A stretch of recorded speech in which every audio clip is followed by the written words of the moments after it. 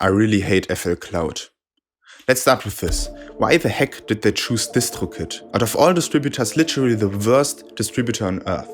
So this is how it usually works. You pay a yearly fee, like $20 a year or something, to the distributor, and then you can release your songs in there on Spotify, Apple Music, YouTube Music, whatever. And once you're done releasing, you can just unsubscribe, and all your songs are on the streaming platforms. Great. But this is how Distrokid does it.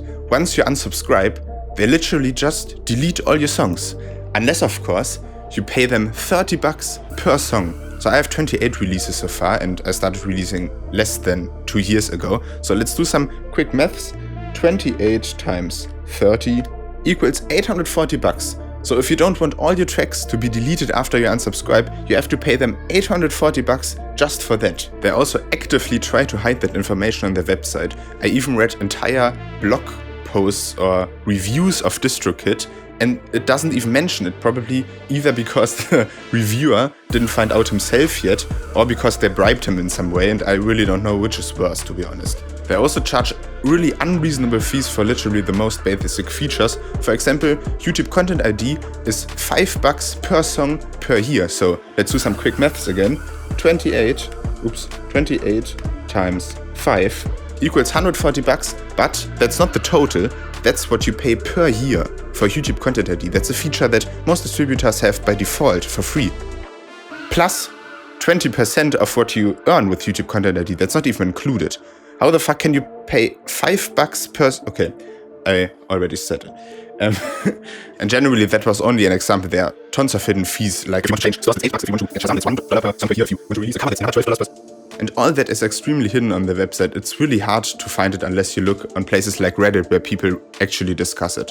Also 30% goes to US taxes. The $22 plan is shit anyway because it's missing the most basic features like setting your release date. But okay, this video is not about Distrokid, so let's move on to the next problem I have with FL Cloud, which is the mastering feature. Different streaming providers will play music at different loudness levels and will adjust the volume of your mix to match their targets. So we recommend you master your song to their specific level. Logic? Of course, it's true that YouTube, for example, normalizes your audio down to -14 LUFS, but how is that a reason for mastering your track to -14 LUFS? Also, would he say that we should master our track differently for each streaming platform then?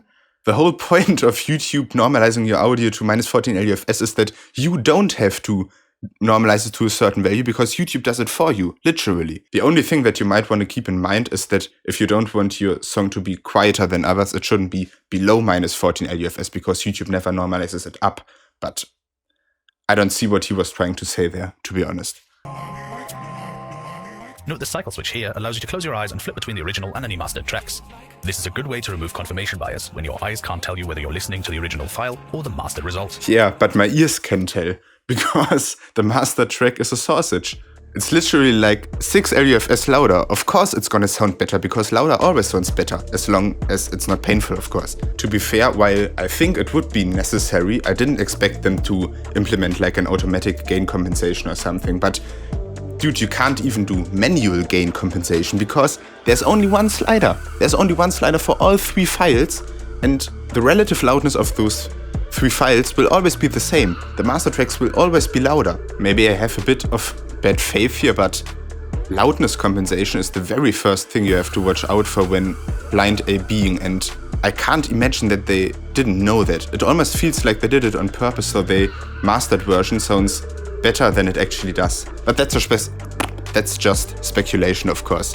I'm not saying that they did it on purpose, but it feels like it. I don't know. But let's see how good it actually sounds. So let's compare it against the unmastered version, of course, and also against Ozone, which I think is probably the most popular AI mastering service out there at the moment. So I have this track here that we're going to test it on. I first mastered it with Ozone, which has automatic gain compensation, by the way, and after that with FL Studio's mastering tool. So again, one is unmastered, one is mastered with Ozone, and one is mastered with FL Studio, gain compensated, of course.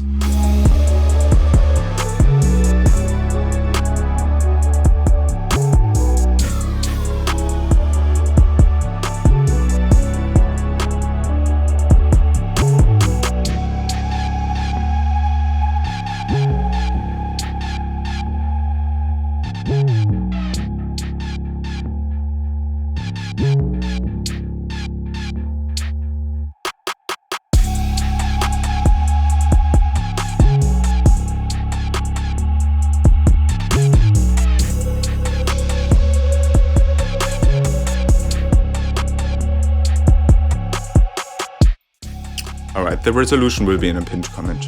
I'm kind of biased, of course, but I can already say that I'm not the biggest fan of the mastering service. Like, sure, it squishes the garbage down, but that's pretty much it. To be fair though, I've also heard much worse mastering AIs in the past, and most people who aren't beginners will probably master themselves anyway, so yeah. Let's go to the sounds. To be fair, those are not that bad. I think the integration is great. The sounds are also okay. The quantity is, well, fine for a start, I guess. My biggest issue is just that it's a huge missed opportunity in my opinion. Like, just look at that. I have 400 gigabytes of sounds on my hard drive and I paid less for them than 2 years of FL Studio Cloud. I literally don't need FL Studio Cloud, but imagine if they let users upload sounds. That would actually be a cool service. Right now it's not better than Loop Cloud or Splice.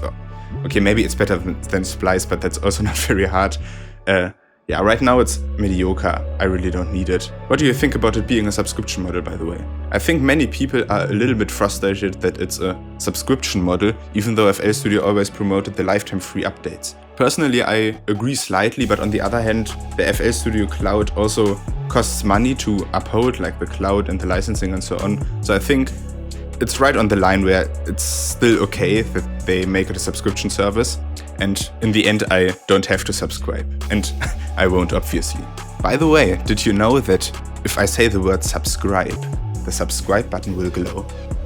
By the way, good opportunity to hit the subscribe button. Until next time.